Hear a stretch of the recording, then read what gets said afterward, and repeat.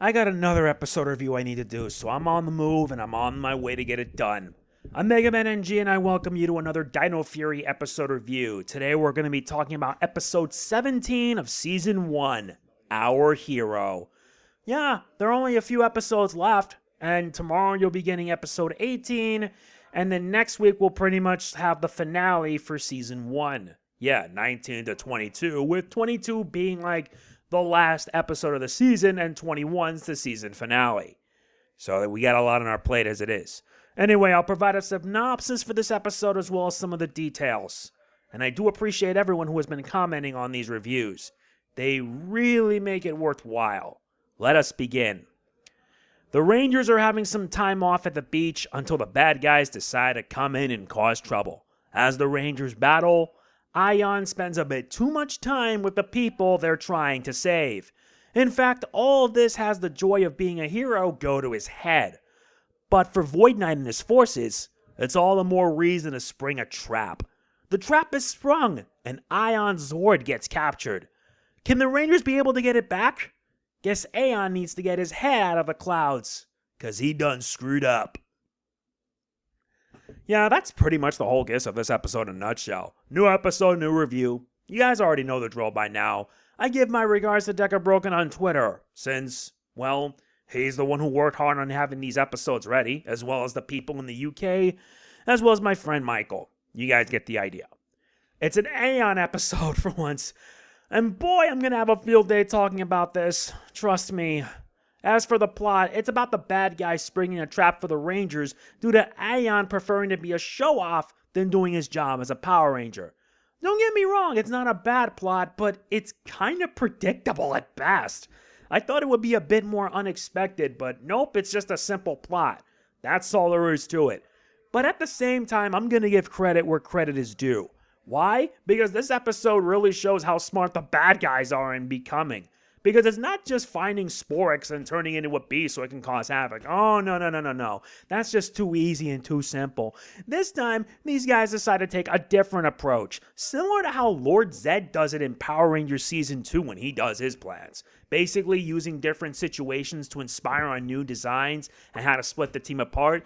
Here, however, they decide to be smart and pretty much spring traps so they can get the Rangers. Or sometimes get the Zords. Sometimes it works, other times it doesn't. As for what it's worth, it kind of works, so I will give them some props at least. As for the main focus, Aiyon, he gets some character development. And we actually do get to see how athletic and how skilled he is. Especially in one scene when he stops an ice cream cart from running off. In my opinion, that was actually pretty cool. It was a lot better than the stroller chase in Power Rangers Season 2 where they just spent like 3 minutes trying to chase it and it ends by doing complicated flips that slow it down. Oh no. Aiyon prefers the obvious approach. Close an umbrella, stick the umbrella down to slow it down. That's a much better approach than just chasing a stroller with a baby inside for 3 whole minutes. That dragged on, seriously. Aiyon is really competent, don't get me wrong. In terms of his character, he does learn not to let fame get into his head since, well, that leads to consequences. Or in this case, it leads to his Zord getting captured. Also, one more thing. As for J-Borg, important rule, don't give androids any ice cream. That gives them major brain freeze, as it kind of led to the whole mess in the first place. So, yeah, Jane, you may want to put J-Borg on a tight leash. Oh, and like last episode, we get plenty of debuts, such as 2 new Dyno Keys, the Dyno Key and the Dyno Key.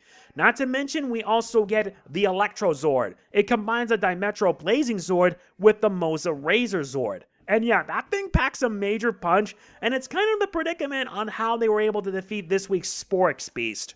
So, give credit where credit is due, at least. Overall, I will say that this episode was alright.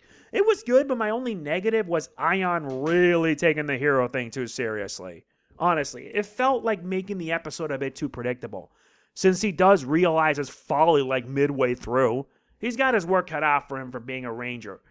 And if he wants to do better, he needs to at least put that in check. At least at the end of the episode, we show that he's really helpful, so there's at least a plus. He does learn his lesson, and there's also that. So I got no complaint with it.